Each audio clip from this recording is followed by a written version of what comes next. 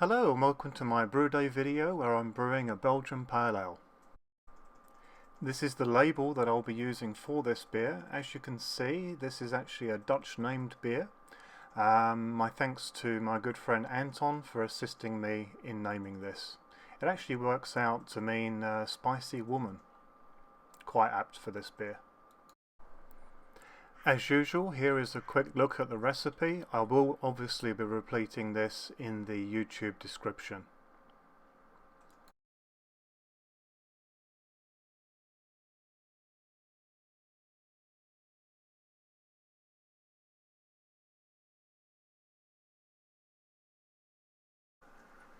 So while I'm waiting for the Grainfather to reach strike water temperature, I'm actually going to start preparing all of my boil additions. Here I've put together the seeds of paradise and the coriander, and I'm giving it a good crush so that those flavours can properly come out. I've also poured and weighed all of the light syrup that I'm using for this brew. Funny though, it looks like a pint of beer, doesn't it? So with the hops also weighed out, I put them into a timeline order. So now it's time to start doughing in, so I'm going to put all the grain in and give it a good stir up and repeat that until everything's in the Grainfather. So on goes the mash plate, and I've also included the sink strainer that I found was very good last time for stopping any little bits of grain going into the main wort. There are just two mash steps on this brew. The first one is 67 degrees C for 60 minutes and then 75 degrees C for 10 minutes. Beautiful colour on this wort. Really beautiful. So the mash is now done and I've lifted the grain basket, as you can see, and it's now time to start the sparge. I sparge with 1 litre water at one time, and I make sure it's really even, not forgetting the edges. This actually helps the efficiency no end. So here you can see me just doing an edge sparge. This is a trick that I've learnt in time that also really helps a lot.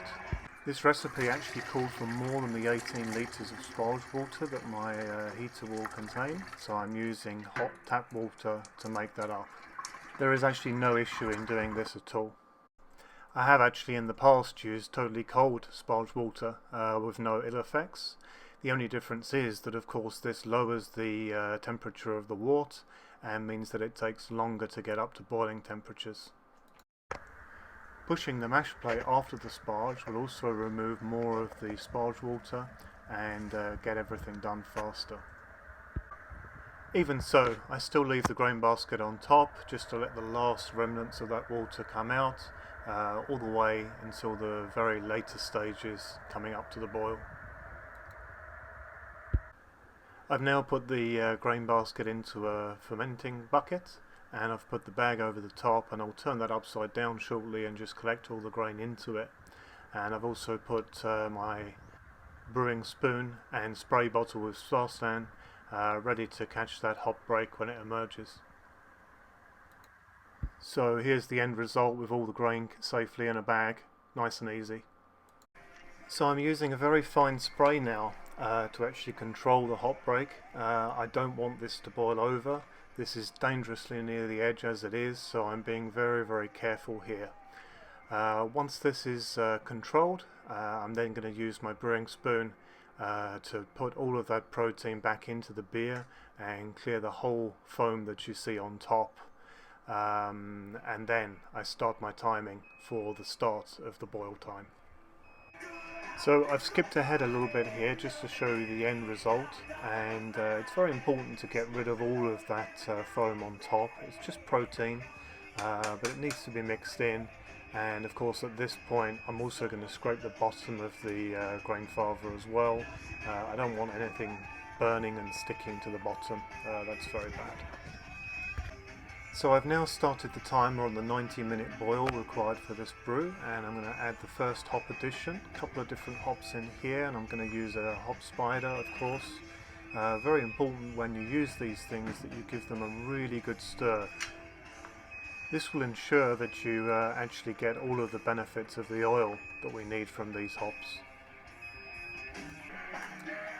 As the boiling process goes on, you'll notice there will be more proteins that actually come up on top, and of course it's very, very important to mix these back into the beer as they develop. You can let them build up a little bit, but I prefer to mix mine in as soon as possible. Each time I do this, I also give the hops that are inside the hop spider another good stir, just to make sure they're doing their job also.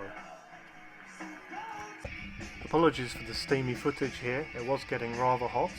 Here I am pouring the light syrup in. When you're using syrups like this, you will find that not all of it will come out of the glass. So the easiest way to counteract this is to start pouring water into the glass and giving a good stir.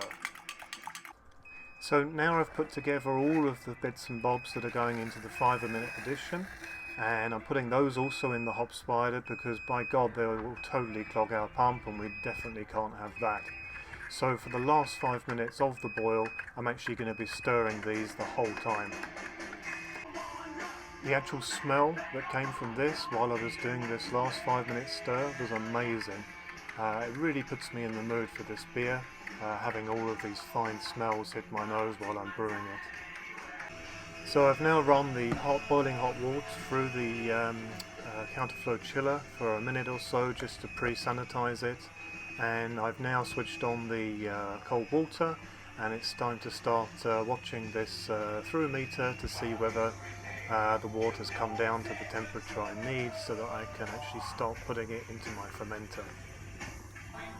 So almost as if by magic, we are now down to the temperature that we need to actually start putting this into the fermenter. I'm really amazed at how quickly this counterflow chiller actually works. Really, really like it. So now I'm splashing the water directly into my fermenter, aiming to create as much air for the yeast as possible.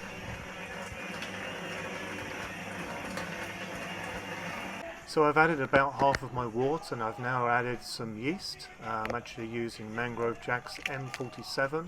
Really love their yeast, this one works very well. So here I am adding the rest of the wort directly on top of the yeast.